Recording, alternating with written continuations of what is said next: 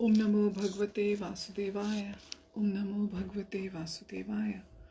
Om Namo Bhagavate Vasudevaya. Welcome to today's live session from Bhagavad Gita as it is. Today we are going to begin a brand new chapter, chapter 8, entitled Attaining the Supreme.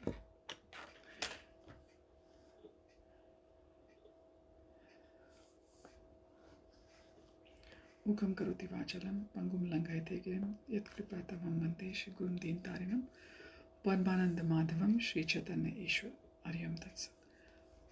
Verse 1. Kim tad brahma kim adhyatmamam kim karama purushottamam adhibhutam cha kim proktam adhidaivam kim uchyate. Arjuna inquired, O my Lord, O Supreme Person, what is Brahman? What is the Self? What are the fruitive activities? What is this material manifestation? And what are the demigods? Please explain this to me. Verse 2. Adhiyagya katham kotra dehesmin madhusudanah prayanakale cha katham gyeyosi niyatatmabhi. Who is the Lord of sacrifice and how does he live in the body, O Madhusudan, and how can those engaged in devotional service know you at the time of death? Verse 3.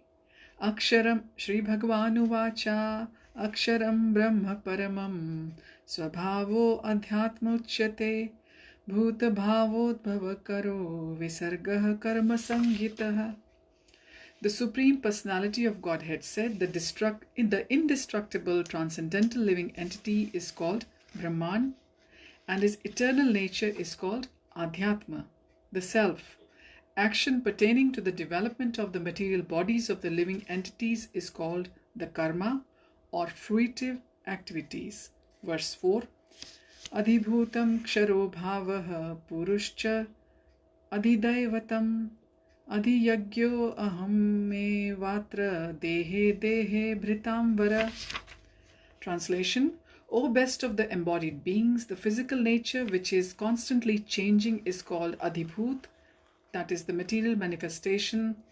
The universal form of the Lord, which includes all the demigods like those of the sun and moon, is called Adhidev, and I, the Supreme Lord, represented as the supersoul in the heart of every embodied being, am called Adhiyagna, or the Lord of Sacrifice. Verse 5.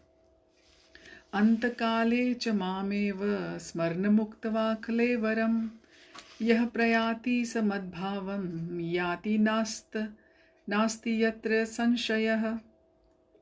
And whoever at the end of his life quits his body, remembering me alone, at once attains my nature.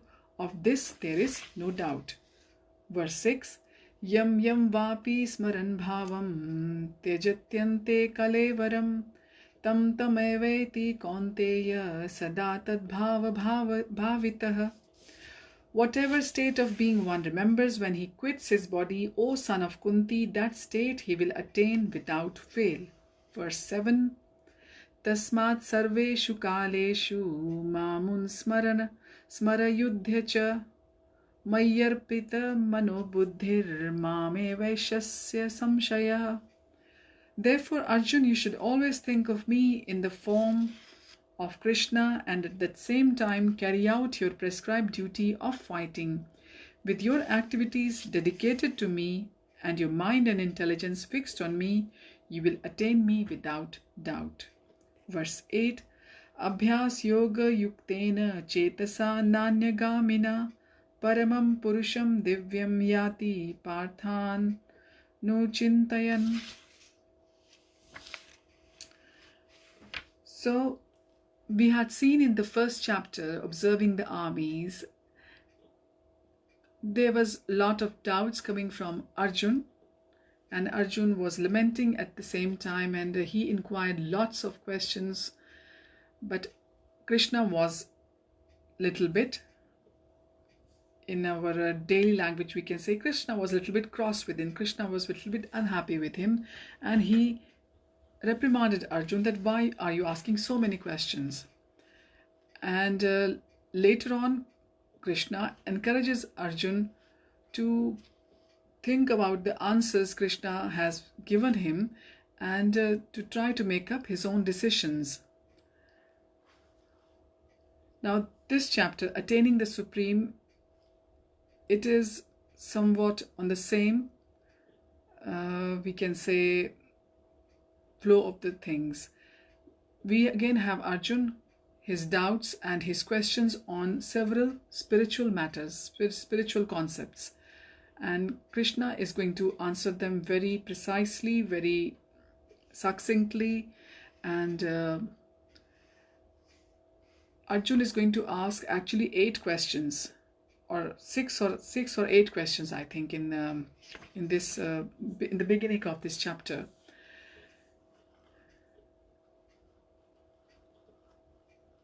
And we will hear one of the very important question being answered as well by Krishna, which is, how can one attain a spiritual destination at the time of death?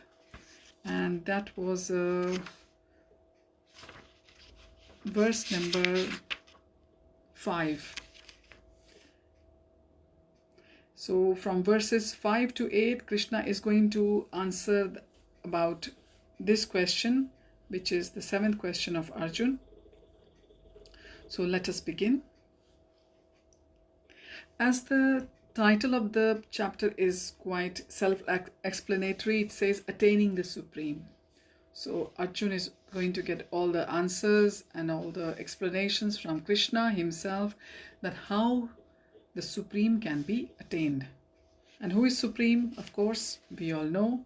Prabhupada has told us over and over and again, Krishna is the Supreme Personality of Godhead. And I hope you all had a wonderful weekend of celebrations of Diwali and Govardhan Puja. And let's begin taking part with Arjun in his inquiries, and let's listen to the answers coming from the Lord himself. So Arjun is asking in verse 1 of chapter 8, Attaining the Supreme, that Bhagwan, what is Brahman? What is the self? What are the fruitive activities? What is the material manifestation? And what are the demigods? Please explain this to me. So first verse, we can say it has got 1, 2, 3, 4 and 5 questions already. They're all interrelated. So Bhagwan is going to answer what is Brahman. So Lord also explains the karma, which is the fruitive activities, devotional service, yoga principles, and devotional service in its pure form. Bhagwan explains in Srimad Bhagavatam that the Supreme Absolute Truth is known as Brahman, Paramatma, and Bhagwan. And these 3 different concepts of Bhagwan, the forms of Bhagwan, these 3 aspects are in 3 different, are present in 3 different forms, we can say. We know the Paramatma form of Bhagwan is within our hearts, in each one's hearts, and this Brahman is the effulgence coming from the form of Bhagwan, and Bhagwan, as we know, is Supreme Absolute himself. Satchid Anand Vigraha, so that is the total definition of God. Sat, eternal, Chit, knowledge, and Anand is complete bliss. So the living entity, the individual soul, is also called Bhagwan. Is also called Brahman. Arjun also inquires about Atma, which is a self. So he's referring to soul, body, mind. I'm speaking from the purport now of this verse. Prabhupada says that according to the Vedic dictionary, Atma refers to the mind, soul, body, and senses also. That is the holistic definition, another holistic definition of the self. Arjuna addresses Bhagwan as Purushottam, that is the Supreme Person, which means that he was putting the question to the Supreme himself and not to someone who was just a friend. And he understands, he is already submitted in second chapter to Bhagwan as his disciple. So he is completely accepted that Bhagwan is the Supreme and he's inquiring from the Supreme these questions. So in verse 2, Bhagwan is continuing listening to Arjun's doubt. Arjun says, who is the Lord of sacrifice? How does he live in the body? And he says to Krishna as Madhusudan that, O Madhusudan, how can one engage in devotional service and know you at the time of death? So Arjun continues with his doubts and his questions and is asking to Bhagwan that, like we had the Govardhan Puja yesterday, Krishna dispelled this myth to the Vrajvasis and his parents that Indra is not the ultimate god of sacrifice, and it is Vishnu. So Arjun is asking on the same theme as Brajvasis that Lord of sacrifice, is it Indra or is it Vishnu? Because Vishnu, as we know, is considered as the chief of the demigods, including the Brahma and the Shiva. And Indra is the chief of the administrative gods. He's the god of heaven, as we hear over and over in the scriptures. Because Indra and Vishnu both are worshipped, so Arjun is asking for the clarification from Bhagwan, we can say. Madhusudan is the address given to Krishna in these verses. Why? Because at one point Krishna killed a demon called Madhu. And Prabhupada explains to us that these are all doubts which should not have come into Arjun's mind, because doubts are just like demons. And Arjun is a Krishna conscious devotee.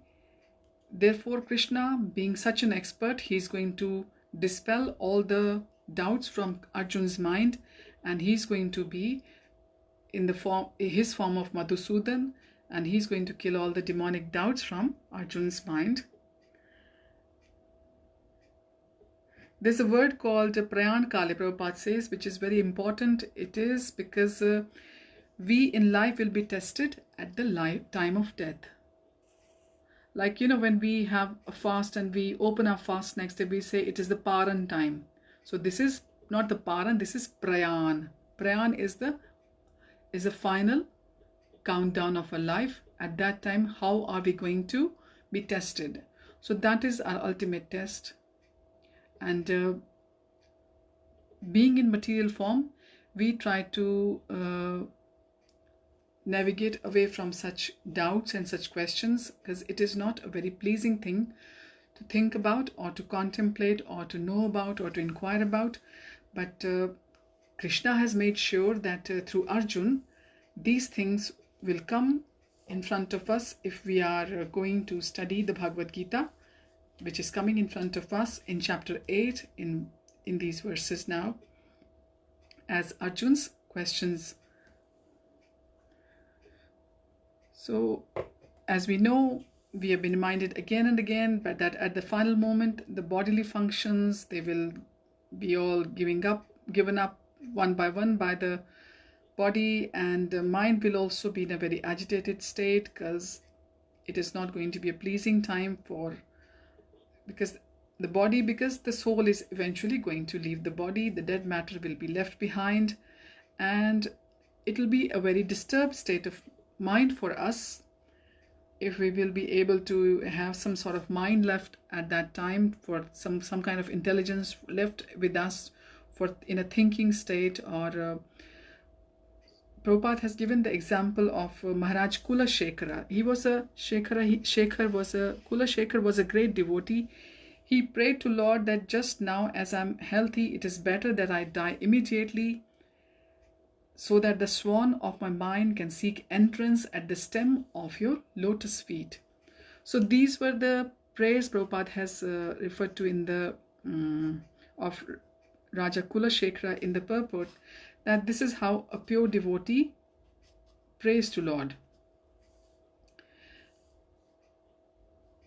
The metaphor swan is used because swan, it takes pleasure in digging to the lotus flower, and Maharaj Kulashekara says that now that his mind is undisturbed, is healthy, so he would like to become perfect in his devotional service, and he doesn't want to wait for his natural death. Now Arjuna is also asking that how a person can fix his mind on Krishna's lotus feet at such a difficult time. Now in verse 3, Bhagwan is telling that how one gets the material body. Bhagwan says that that Brahman is the transcendental, indestructible living entity, and his eternal nature is called Adhyatma, that is the self. That is why we hear that Adhyatmik is Adhyatma, coming from the self, from the Atma. An action pertaining to the development of the material body of the living entity is called karma, or the fruitive activity. So the living entity is called the Jivatma, karma is the fruitive activity, and the living entity, that the Jivatma, takes many different positions, and sometimes he gets into the dark nature and identifies himself with the matter, and sometimes identifies with the superior, and sometimes identifies with the Lord's marginal energy. So goes through the 8.4 million species, and sometimes the Jivatma will perform the sacrifices as well. But when the merits will be, the punyas will be exhausted, then Jivatma will again come from the heavenly planets, if it has acquired the heavenly planets at the end of his life, again to the form of man, and this process is called the karma. So you sow something, you reap it, you get the results, you might end up in heavenly planets, and then you spend those credits there, and then you come again in the form of man, and this is karma, the cycle of karma.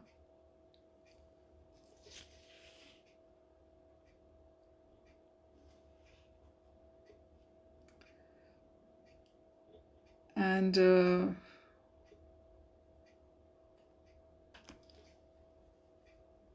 this will be again explained to us in chapter 15, verse 7, that the Brahman takes the form of Jiva, which is the person in the material world, and to substantiate this they refer, and this will be explained there. But in this verse we see the living entity is also explained as an eternal part, fragment of myself. Myself refers to Krishna here.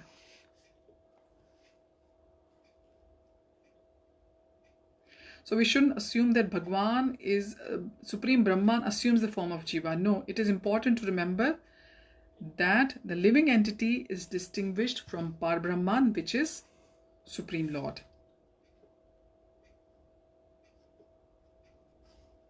And different sacrifices are offered, which is explained in many Upanishads. For example, in the Chand Yoga Upanishad, the sacrifices offered into the fire, into 5 kinds of fire. They are the 5 kinds of fire are conceived of as the heavenly planets, clouds, earth, man, and woman. And the 5 kinds of sacrificial offerings are faith, enjoyer on the moon, rain, grains, and semen. So in verse 4, Krishna explained that all sacrifices are meant for him. He is the universal form of Lord, which is the He, includes all the demigods, sun and moon, they are the Adidev, and Bhagwan, who is represented as the super soul in the heart of every embodied being, is called the Adhiyajna, or the Lord of Sacrifice. The physical nature is constantly changing. Bodies are also constantly changing, going through the 6 stages. They're born, they grow, they remain for some duration. They produce and they dwindle and they vanish. The physical form is called the Adibhut. It is created at a certain point and annihilated at a certain point. The super soul is called the... I just missed something. Yeah. The conception of the universal form of the Lord includes all the demigods and different planets, is called the Adi Devata. And present in the body along with the individual is the super soul, a plenary presentation of Lord Krishna. It is called Paramatma or Adi Yajna. It is situated in the heart. So there's another name for Paramatma, Adi Yajna as well. And Paramatma is not different from Bhagwan. The super soul, the supreme personality of the Godhead, seated beside each individual soul, is the witness of the activities and the source of soul's various types of consciousness. So the various types of consciousness our soul they also come from the super soul, and super soul is also the witness of the various activities of the soul.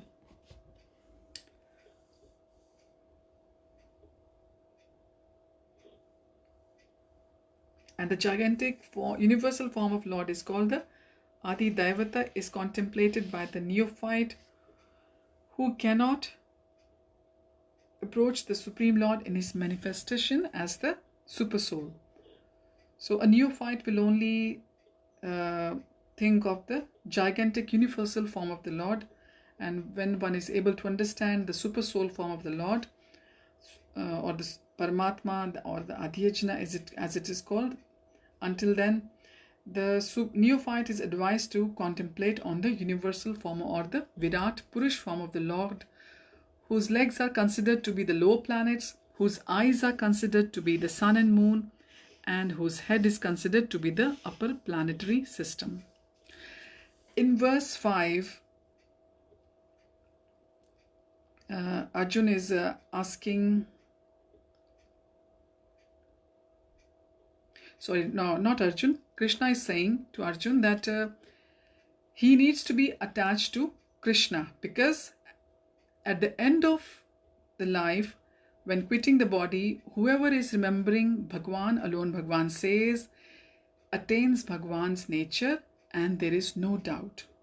So verse 5 is very important, because Bhagwan is assuring us that there is no doubt that if you remember my name, you are going to attain me, my nature.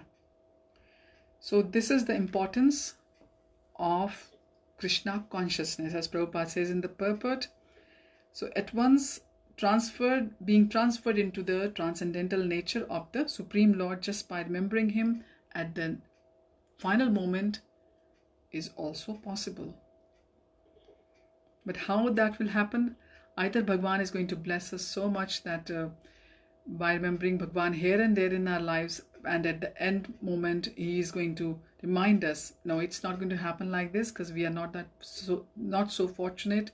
We haven't done any good karmas like that, unless there are some hidden karmas, some good karmas from last life which will just manifest at that moment. We have to actually practice in this life, so at the final moment that will happen, so that our karmas will be all done with, and we don't have to go through the cycle again and again of coming and going into this what we call a hotel or a dharamshala, or depends how you rate this world. You will be coming back again and again into this cycle. So Bhagwan has told us clearly in verse 5 that what is needed of us to get ourselves free from this bondage of birth and death. So remembrance is not possible for the impure soul who has not practiced Krishna consciousness from the very beginning of this life. But in this Kali Yuga, it is beautiful. The beautiful Mahamantra has been given to us. Just chanting of that is going to help us enormously. Hare Krishna, Krishna Krishna, Hare Hare, Hare Rama, Ram Ram, Hare Hare. So Lord Chaitanya has advised, Prabhupada is reminding us in his Shikshashtakam, in the 8 verses which Lord Chaitanya only left, that was Taror Eva Sahishnuna. One has to be tolerant as a tree. There will be many impediments, many hurdles, many obstacles for a person who is going to chant Hare Krishna. Nonetheless, if by tolerating those, one will carry on chanting, then at the end of his life, his or her life, they will reap the benefit of the Krishna consciousness. Impediments could be from the body, from the nature, from your your friends, family, anywhere, because this is how life has been designed. But if we'll be able to transcend through these with the help of the holy name, then Krishna assures us that he is waiting for us for that moment, then where we can go into his abode and serve him there eternally. In verse 6, Bhagwan is telling that the last thought, what is a sort of law of last thought, that whatever state one is going to remember when one quits his body. Who quits the body? The soul. Okay, we should remember it's the soul. Soul is the part and parcel of God, and when that soul quits, and what state it is, in that state, what he or she is going to remember, O son of Kunti, that state he will attain without fail. So if somebody is going to be attached with their some family members, some relationships, some pets, or some kind of profession, or some kind of art, they really wanted to take it to some other level, and they don't think they have done with. So whatever we are going to remember, we are going to come back as Bhagwan. That is the promise of Lord. So this is where our free will is of help to us, and is of a lot of obstacles to us. It is a big hurdle to us, our own free will, because if we are not going to use it wisely, it is going to keep us bound in this cycle of coming and of going. The great example, as we have spoken about earlier many times, because Prabhupada has mentioned again in this purport, is of Maharaj Bharat, who got attracted to a deer at the end of his life, and he was then transferred to the body of deer, and because he had done some very, very good karmas, but he was able to remember even as a deer his past activities, and then later on he was able to transcend from the body of deer to the body of devotee later on, and then he was able to go beyond this cycle.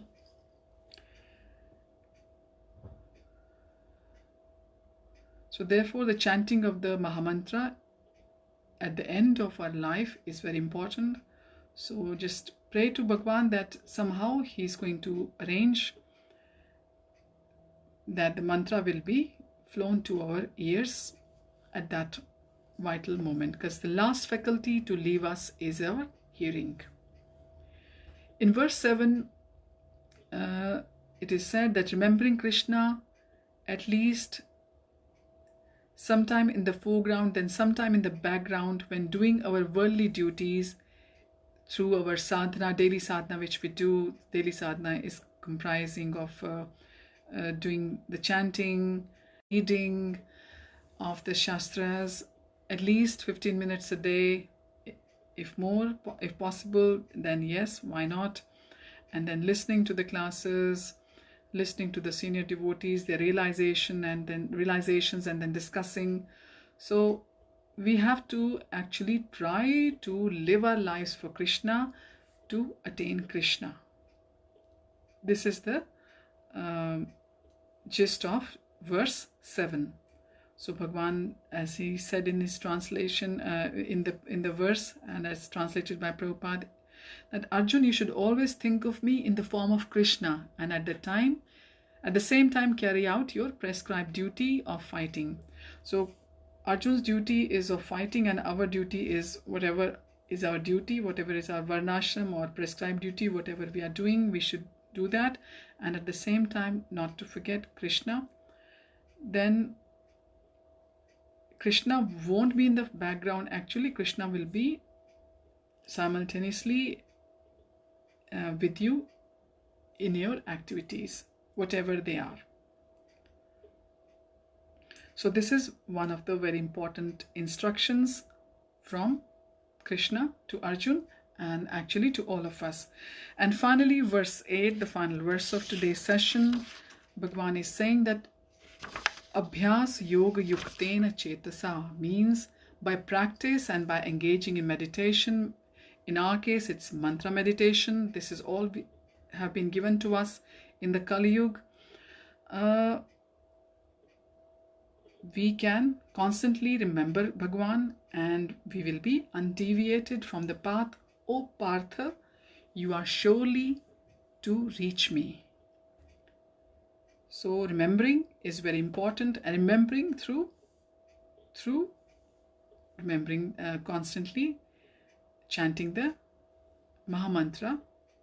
It doesn't mean that just we have to hold the beads in our hand and chant constantly.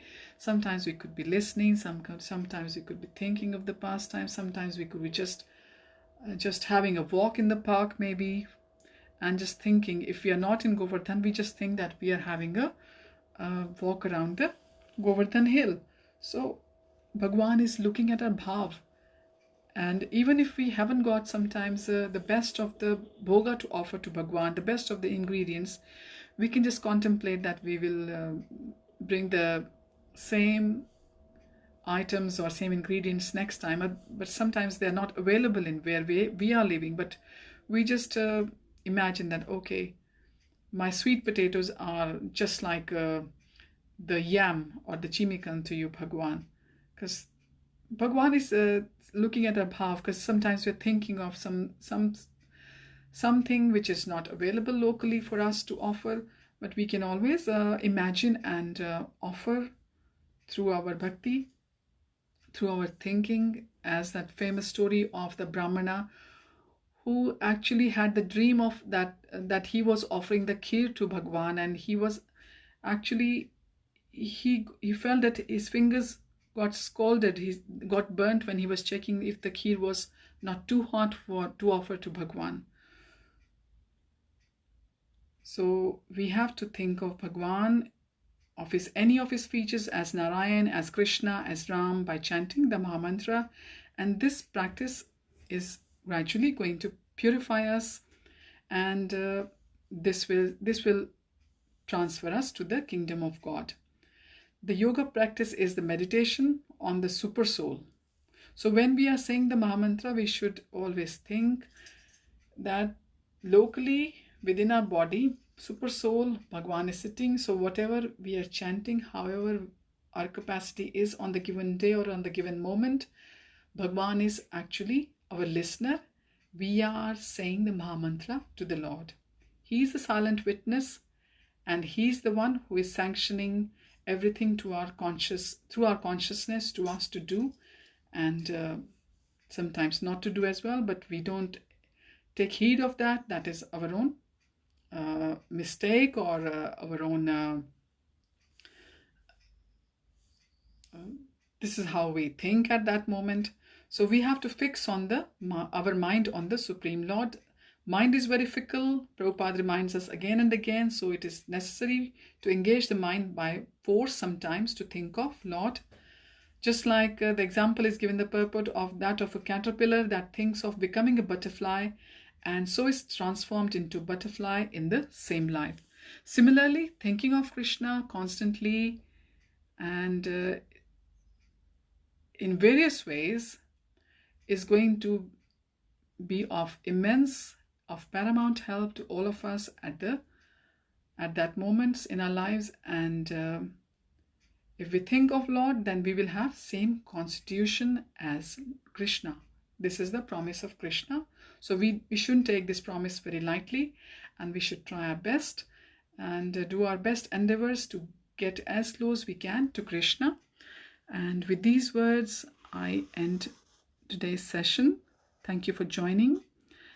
And we hope to continue this from verse 9 onwards. So we are reading the very important part of Bhagavad Gita now, which is described as the treasure of Bhagavad Gita. And please go through the purports and go through the realizations of your own realization and share your realizations with others. And I would just say, chant and be happy. Hari Om Tat Sat, Hare Krishna.